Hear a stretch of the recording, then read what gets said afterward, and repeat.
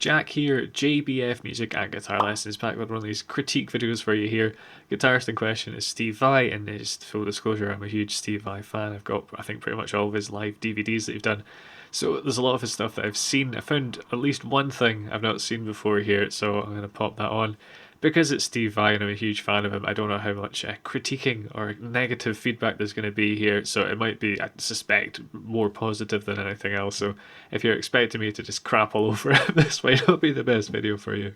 On that note, if you like these videos, let me know with a like and a comment. If you don't, feel free to let me know also with a dislike and a comment. If you can say specifically what you don't like, I can make them a little bit better in the next batch I do, hopefully. Anyway, let's just get into it. So I believe this is some sort of solo or perhaps a compilation of solos from his time with Whitesnake.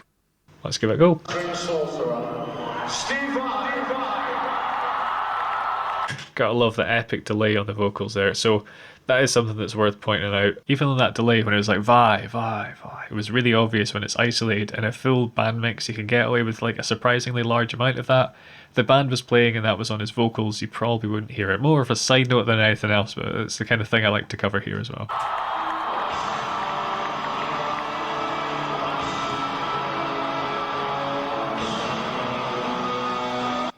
I'm going to say before we get into this, I just recently did one of these on Van Halen. I'll link to that with the eye up there.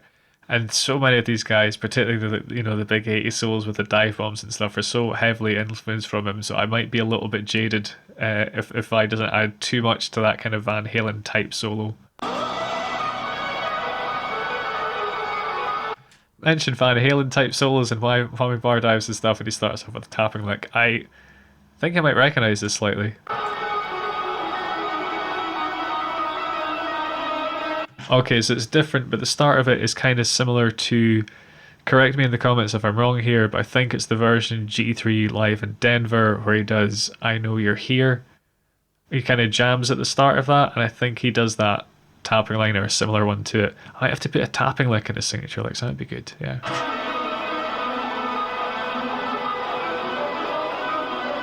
For those of you that don't know, this is Steve Vai's three-necked guitar, and he claims, whether this is just for jokes or not, which is a huge part of his showmanship, he has this kind of shtick as well, that he just wanted to walk on stage with a big purple heart on.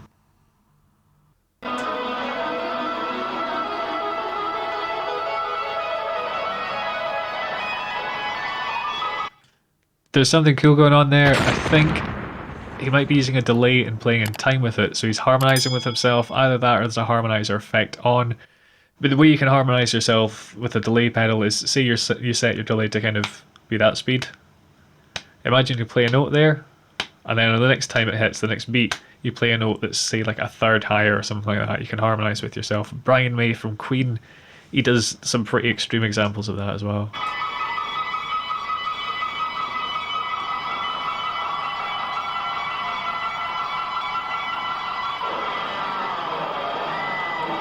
And the whammy bar dive. Despite the potato quality we've got here, there's a distinctly 80s aesthetic going on here. Most pleasing indeed.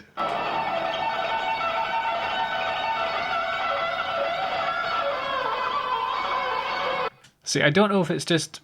Yeah, I think that's almost a Steve Vai signature lick as well, actually. There's the tapping thing at the start that I definitely recognise from somewhere else, and those types of bends, he does stuff like that as well. So this is just me getting ideas of what I can put in the main video, or indeed at this one I'll put some licks and concepts at the end. You can get to that with the timestamps if you find that more suitable.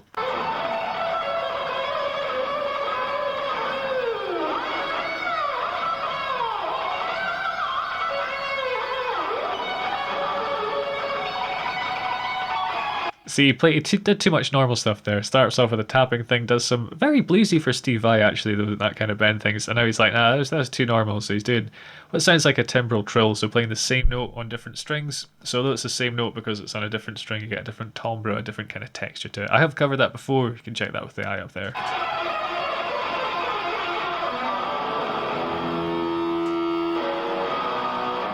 On a practical note, playing that guitar, like switching to that from his regular, he's probably using a gem at this point, I think, correct me if I'm wrong, that's going to be a little bit difficult because you're going to have to hold it and play it in a slightly different way. So although it's like a kind of gimmicky prop, there is going to be technical difficulties that come along with switching to it as well, I would assume.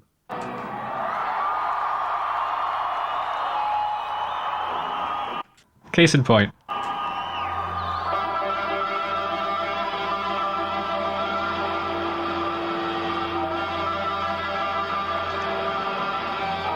I had to say, well, I love the stuff like this and like the things Michelangelo Beto does. There is a slight Spinal Tap element to this. You know, the scene where Nigel Tufnell's just kind of kicking the guitar with one foot and playing one with another, and then starts to try and play it with the violin. Of course, a reference to Jimmy Page, but sorry, I love that film. If you never watched it, check out Spinal Tap. It's hilarious. Anyway.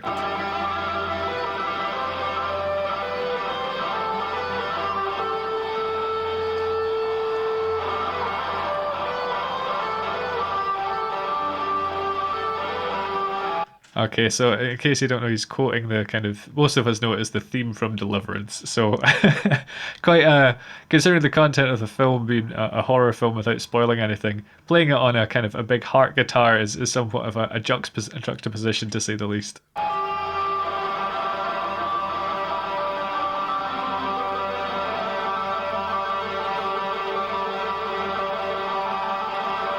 Okay, so just to clear up what he's doing here is he's got one neck of the guitar and he was just kind of hammering on and pulling off, so he was creating this kind of trill, and then in the same key but doing different notes, playing a melody with his other hand, just in terms of the technique that was going on there. Maybe playing the guitar a bit more like a piano. It's a slightly more popular thing to do now than it was back in the 80s. You can go on Instagram or YouTube and you can find a lot of two-handed players now.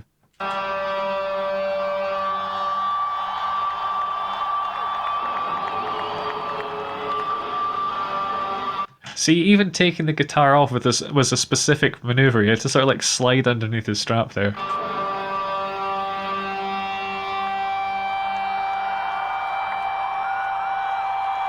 Okay, I like this. That is a great stage move. When he put it down, I was thinking, what's he going to do? And you see him point, and then the light that's on him goes off, and then we've panned over, and we can see another guitar is being highlighted. This is just kitsch and glorious, fantastic.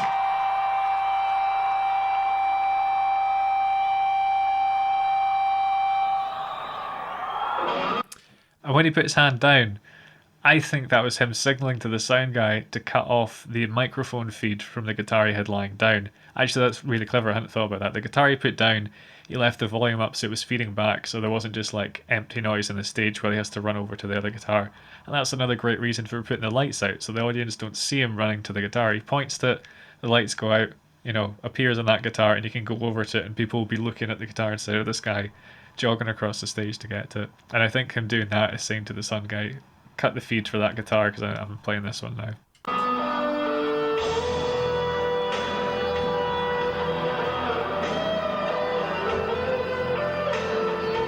Okay, so he's gone into For the Love of God, which I did not expect. Nice.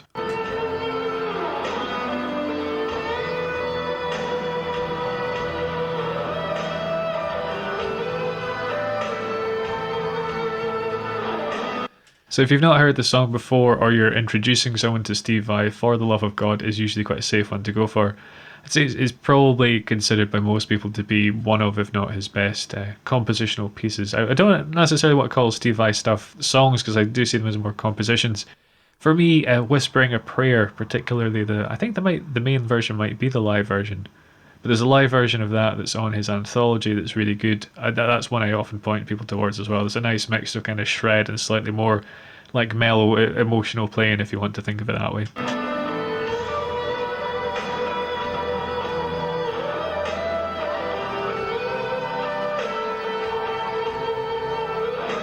I suppose that's kind of a signature lick as well. It's not one he plays a lot in other songs, but there's definitely techniques like the kind of legato sliding up and down the neck on the one string. That's worthwhile thinking about for me as well.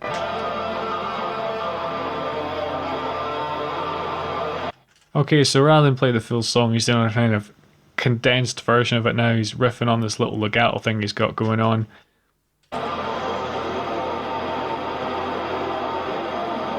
Interesting. This is the thing about Vai, because he's had such a long career, you often don't realise how long he's done stuff for. So here, rather than just licking his guitar, what I believe he's doing is tongue harmonics. Again, despite being a very niche topic, this is something that I've covered that you can get with the eye up there. But essentially, there's harmonics all up and down the string, and if you create some sort of movement on the string, you hit it, you can get harmonics. A lot of the time people just move their palm across the strings. Here he's using his tongue because he's Steve Vai, he's a showman. He just takes it to the next level, doesn't he?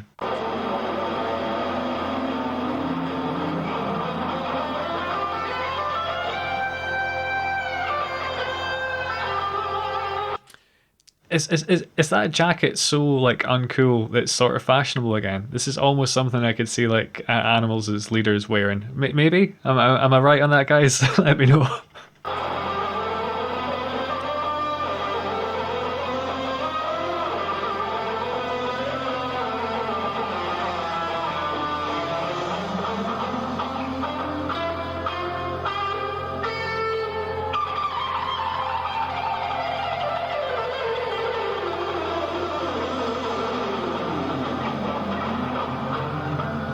It's quite unusual for Steve Vai to do that much alternate picking. He normally combines more legato, so it's quite nice to hear him just go at it full force because he can. It's just a more aggressive sound that way, isn't it?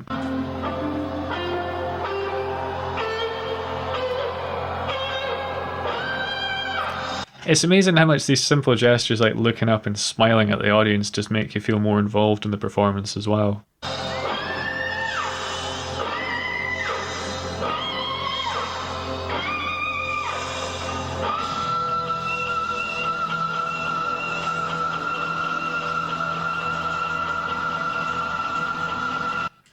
I'm looking for. I don't know what he's going to do here, but I'm looking forward to it. I was thinking about the scene in Crossroads where he's having the guitar duel and they just keep bending higher and higher notes. And there's some sort of trick he had to do to get the 26th fret because the last note's like it's too high for conventional guitar. So I don't know if we're going to find out what that is here. Looks like he's got a microphone though.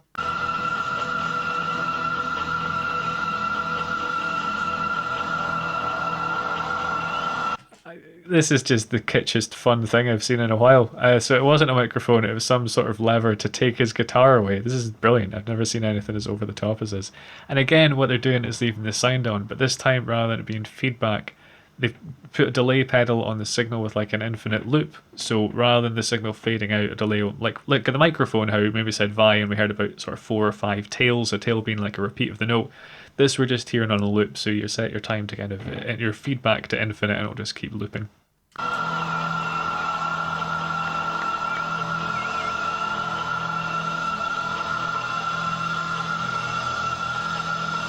And we have this ghostly apparition of a disembodied guitar just floating above the stage now. Fantastic.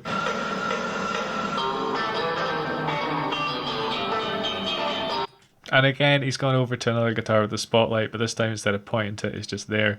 And this sounds like he's playing. The audience is listening, which I think is sort of his homage to Hot for Teacher. Again, it's another kind of iconic Vi tune, so I think he's just doing like condensed versions of like his greatest hits or greatest hits of the time. So this might be the 90s rather than the 80s then.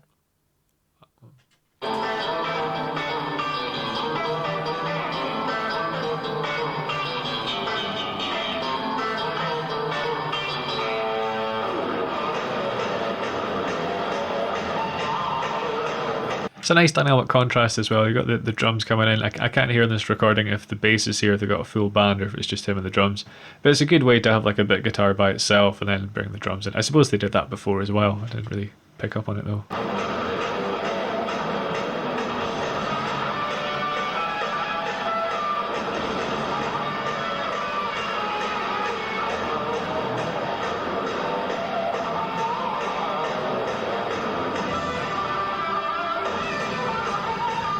So that kind of, other than that main intro riff being a little bit like Hot for Teacher, there's those kind of tapping breaks, which makes me think it's a bit like that as well. I could be barking up the wrong tree here, but that's just what I've always suspected.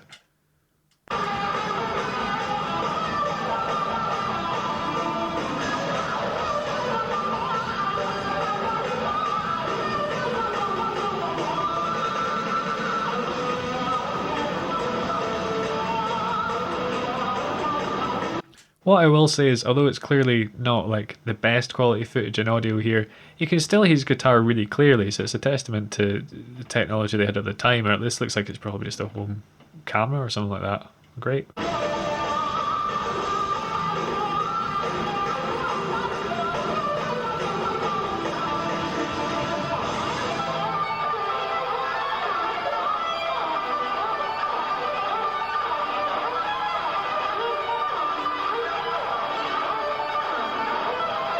Tell you, I wouldn't like to be playing that if I hadn't warmed my hands up. Ugh.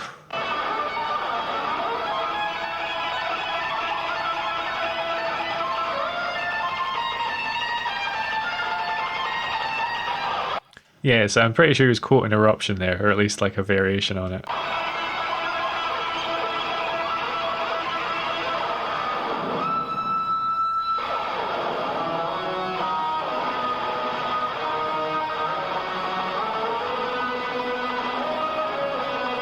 National anthem for the Americans out there.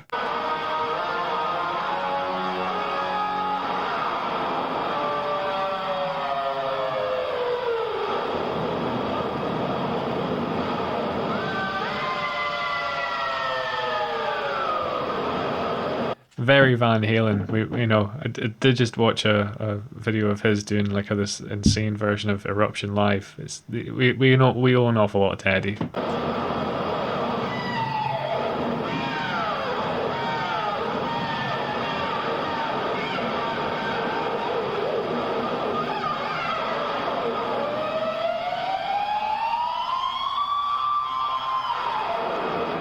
I had to say the body movements do make the whammy bar noises better. If you contort your body in the same way that the pitch is going, it's just more fun, isn't it?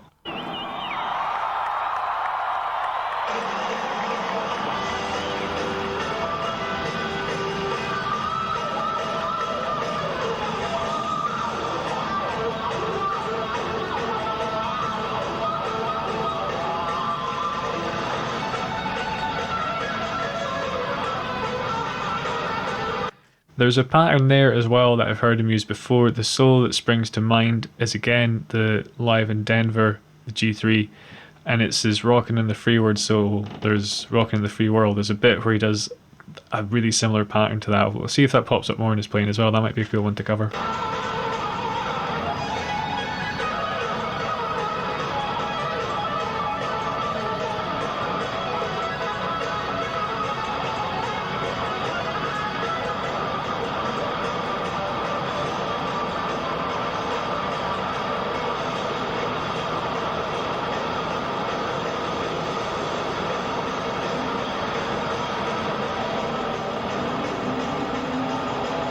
Just a good bit of noise there. And the noise, it's like the whammy bar stuff. If you're doing kind of more movement, it does look fancier.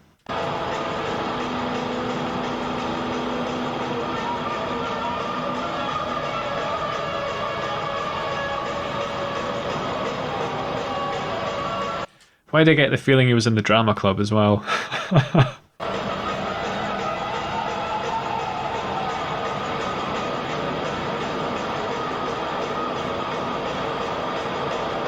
Okay, I quite enjoyed that, where he was kind of like dropping the guitar and catching it with the other hand, so it looked like it was just kind of stationary. That was quite cool.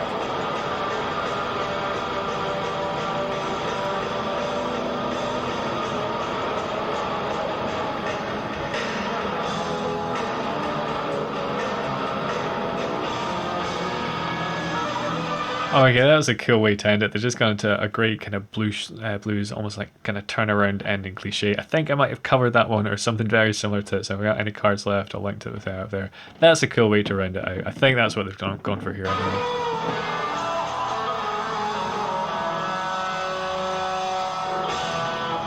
Yeah, nice. I thoroughly enjoyed that. Cool, so hopefully you guys enjoyed that as much as I did. I'm not too sure if I've found all the licks I'm looking for in that clip, but I've got a few more lined up here. So hopefully all those combined, I'll find the licks I'm looking for.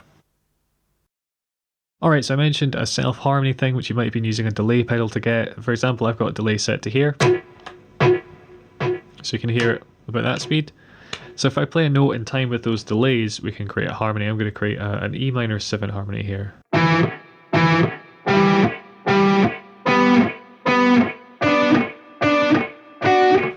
And you can make the harmony faster so it sounds a bit more thick as well.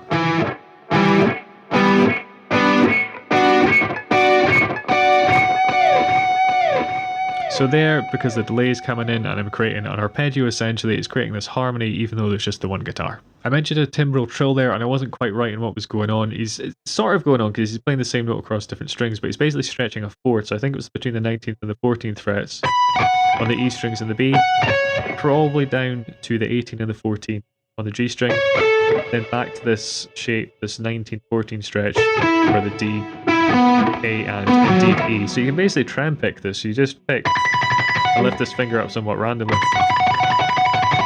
and move on to the next string.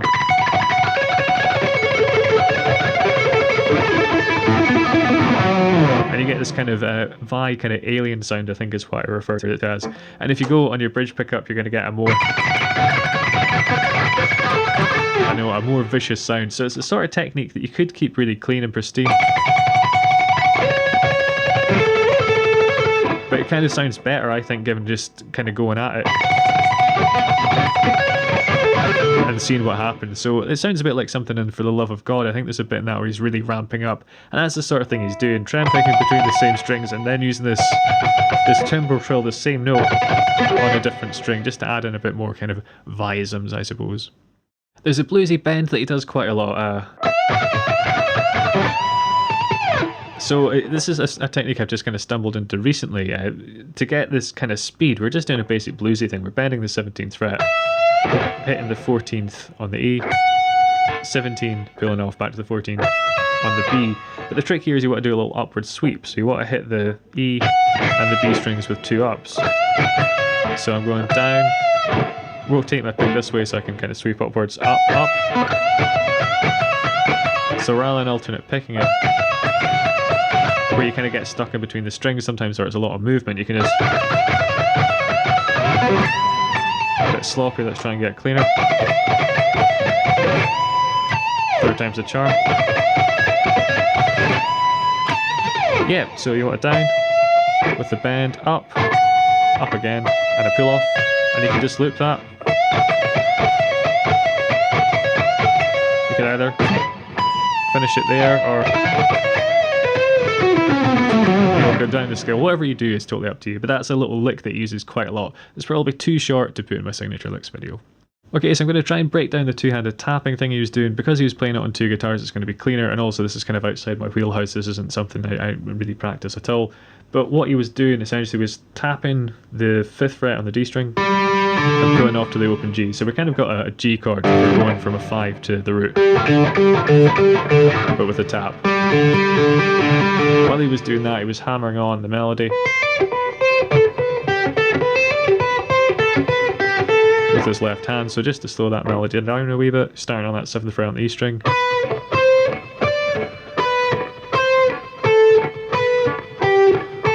And you want these 2 things going on at once. I'm going to give this a go. I'm going to have to tap quite lightly, I think, with my right hand to give my left a chance to shine through. So let's go.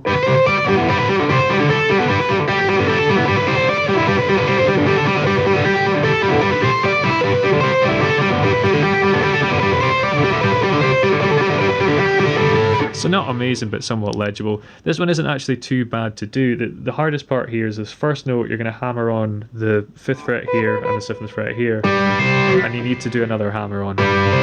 So you're hammering on with this hand and this one from nowhere, then one more hammer. After that, you're essentially just putting down both hands at the same time. So anytime this hand comes down, this one's coming down as well after that first note.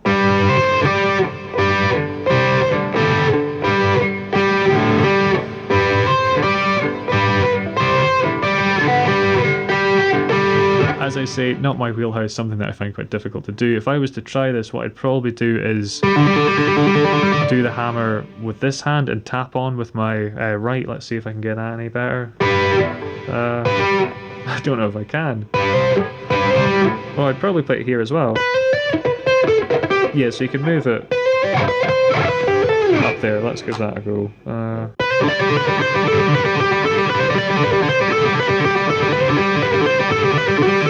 As I say, not the sort of thing I'm particularly great at. It sounds quite sloppy, but the same idea, just hammering on here, then hammer on both fingers at the same time. So the melody shape up here looks a little bit like that. Alright, I've taken some gain off and really reduced my noise gate as well, so hopefully the tapping will be a bit easier to let it shine through. Let's give it one final go here. So I've moved the shape up here, but I'm going to be tapping with my right hand.